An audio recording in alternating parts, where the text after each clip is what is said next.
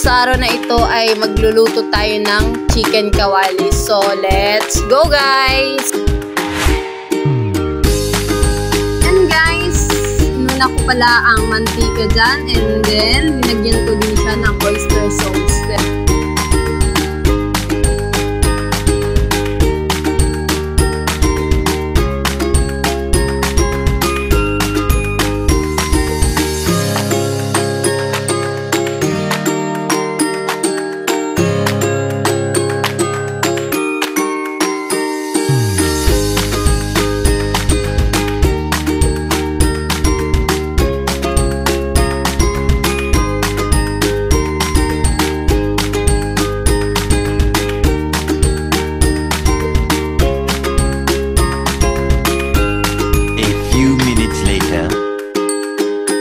Wow!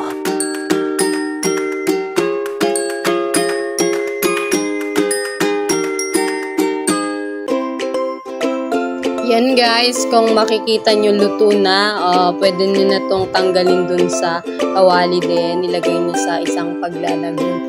O yan guys, nakagawa na tayo ng chicken kawali sa oras na ito.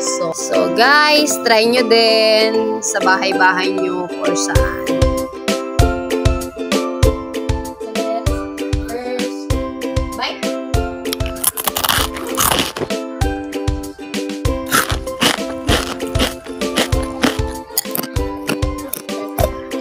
Yes naman!